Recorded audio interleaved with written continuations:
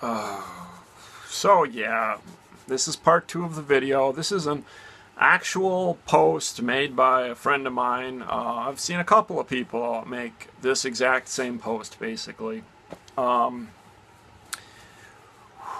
Yeah. So I watched the interview with Tucker Carlson interviewing Lisa Durden. She had a pretty good point, pretty solid point.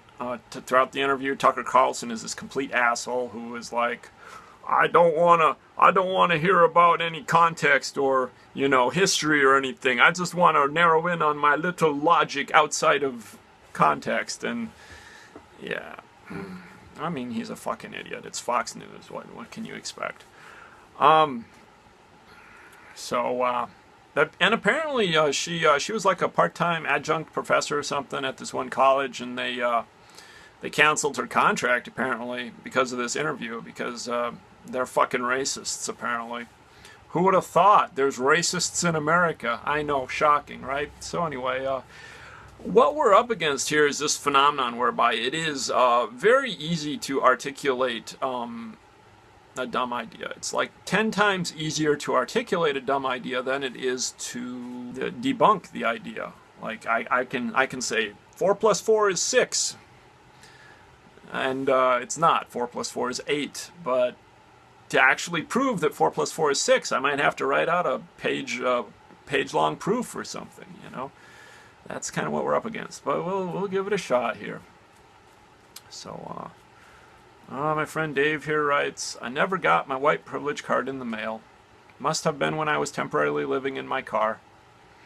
I used to support BLM, but now I'm seeing that they're just as big a group, as big a racist group as any white supremacy organization out there. Oh, God help me. So, yeah.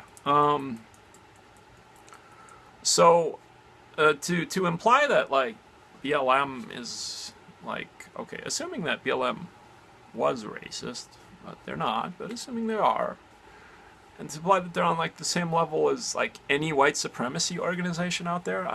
Listen to,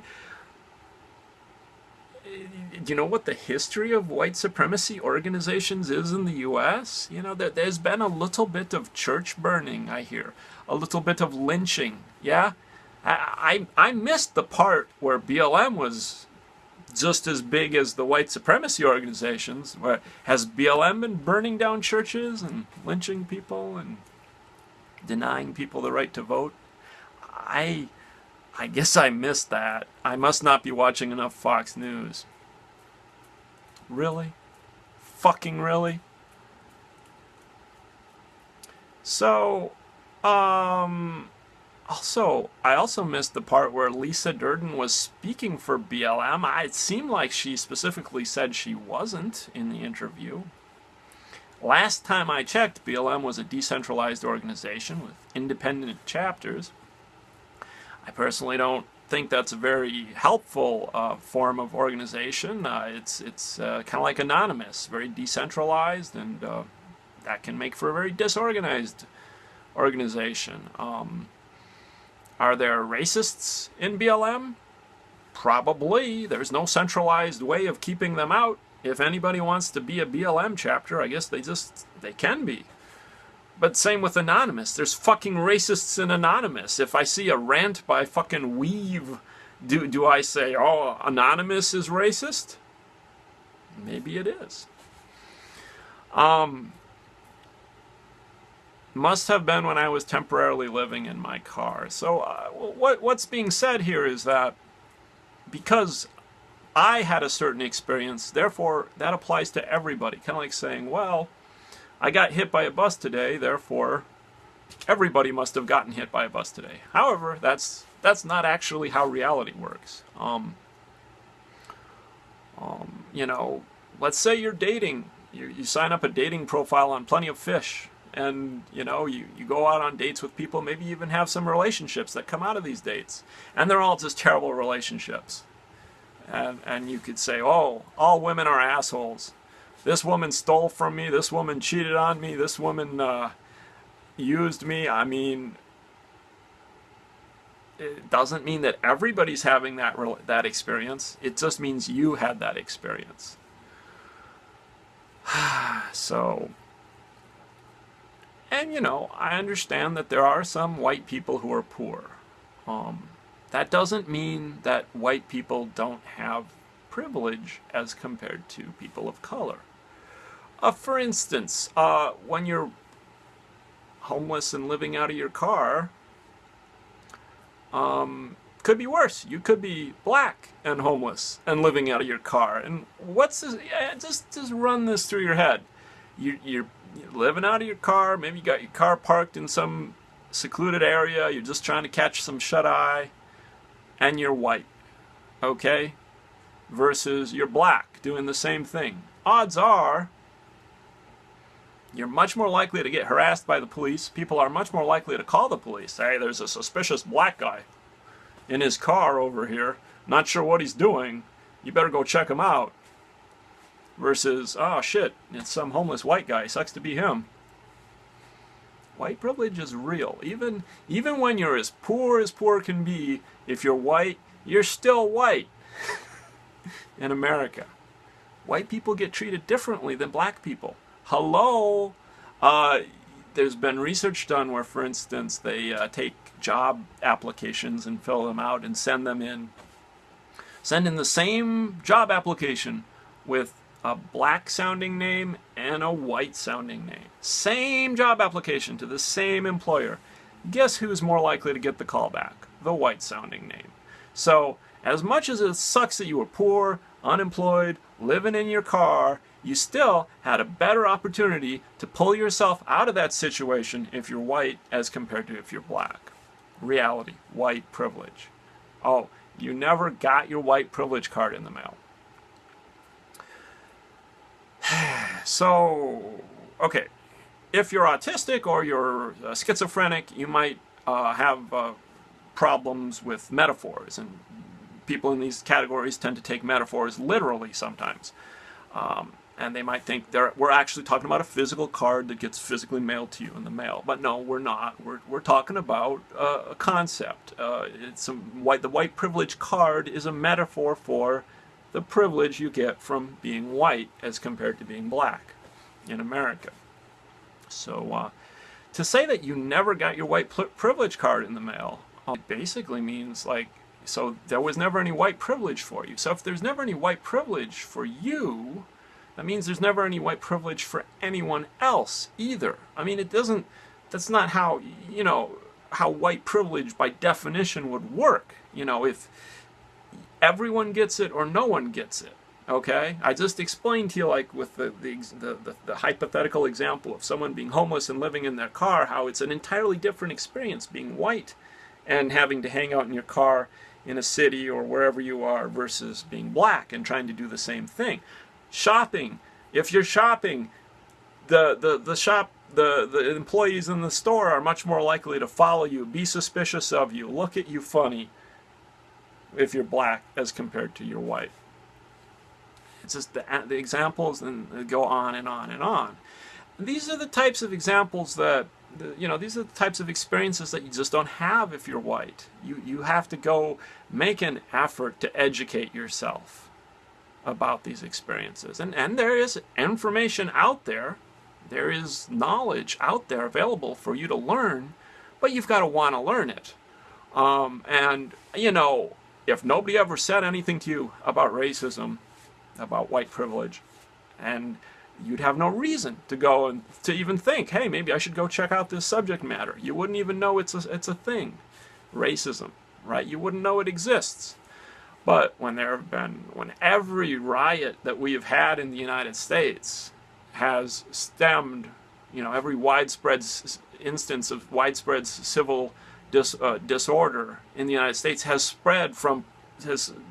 sprung up from police brutality, which by and large is targeting people of color. I mean, there is this statistic that white people and black people smoke pot at the same rate, yet black people are 4 times more likely to be prosecuted for marijuana-related offenses. I mean, but there is this whole group of people who want to believe that racism isn't real. that racism doesn't exist in America. That, oh no, and you can kind of see what's going on here. It's kind of like if you know, you got brother and sister, and Jennifer breaks her leg, and this brother Bobby is going to get jealous from all the attention she gets. You know, it's like everybody's paying attention to Jennifer with the cast on her leg, and look at me, I cut my finger. Get the fuck out of here. You know, we're growing up here. You can understand that we can have a focus on the problems of discrimination and prejudice without having to feel threatened that that's taking away from the problems of poverty, right? These two problems are connected to each other, and to try to pretend that one problem doesn't exist because you're insecure and you're worried that this other problem isn't going to get any attention, I don't know what to say. So, yeah, to say I never got my white privilege card in the mail, so we understand we're not talking about a physical card, we're talking about a concept. And to say never, like the dude who wrote this was born, I think, in the 1950s. So, I mean, this is a really powerful statement. He's saying not only is white privilege not a thing today, but he's saying it never was a thing in his lifetime. I mean, if we're going to take what he says at face value. I mean, so we're saying in the 1990s, the 1980s, the 1970s, the 1960s, and the 1950s, there was no such thing as white privilege in the United States. Whew, that's a statement. That's a fucked up statement to make. It's a racist statement to make. So, anyway, that's, I guess that's kind of, I mean, I can't handle this shit. I try. It's like, it's so much work to try to respond to this. It's like, I can't do all the work for you. You got to do the work yourself. You got to educate yourself. You got to go out there. You got to learn. I mean, you got to take some responsibility for this, instead of just, you know, what's the deal even with sharing a Fox News video? I mean, if you don't understand at this point in your life that Fox News is a racist organization that perpetuates racist myth and just a politically, just a shitty organization, like 99.999% of the concepts that are pushed by Fox News are just plain fucking evil, and you're promoting them by sharing their videos. If you see a news story that's newsworthy and you're like, I think this deserves attention, then go find a story, an article, or a news piece that's done by another organization other than Fox News, an organization that isn't systemically racist, that actually has fucking credibility, and share on your Facebook the news story from that other organization. And if you can't find a credible organization that's doing a news story on this subject, then maybe it's not real news. Maybe it's just fucking propaganda. Anyway, that's kind of just some random thoughts that come to my mind on this subject. Oh, one more thing I forgot to add. So you've got Tucker Carlson, who was very diligent about interrupting Lisa Durden during this interview and refusing to listen to her argument to contextualize this whole idea of some black people having a get-together where they only want black people and they don't want to include white people. And Tucker Carlson is like, oh, that's racist, that's, you know. Okay. Well, let's look at this. So let's say hypothetically you had an organization, a group of people who were like suffering, who had suffered childhood sexual abuse, or recovering cancer survivors, or people who had been through this really shitty experience, and they're like, hey, we're gonna have a get together where we're gonna just hang out together and share our experience and talk amongst ourselves about our experience and manifest solidarity with ourselves. And you'd be like, oh, that's fucking not fair. You're discriminating. You're prejudiced against me because you won't let me hang out at your event which is for survivors of, childhood sexual abuse. And we'd be like, well, wait a minute, did you suffer childhood sexual abuse? Well, no, but I want to be part of your group. I want to be part of your talk therapy group or whatever it is. It's like, see, this is okay. There's a little bit of context here that, just because, this is just so hard to explain because it's so blindingly obvious, all right? The experience of being black in America has, for generations, been an experience of being shit on. And not in a minor way either. So, I mean, you wouldn't know anything about that because you don't want to know anything about that, right? But, yeah, it's not an experience you can really be aware of because you're, through your own personal experience. I know you're aware of the fact that you were temporarily living in your car at one point in time because that happened to you, but there's shit that happened to other people that didn't happen to you that's important and relevant to their experience. And so, yeah, the experience of being black in America just is, well, I mean, there's some negative components to that experience that you're not aware of. And if black people decide, hey, we want to just have a social event which is just for us to manifest solidarity and to celebrate surviving what we've been through, then, and they don't want to include you, then stay the fuck out. All right? It's that simple. Yeah, if I wanted to join let's say a protest march or something, and somebody told me I wasn't welcome because I'm white, because I'm not black, it might hurt my feelings a little bit, depending on how it's communicated and whatnot. But the reality is that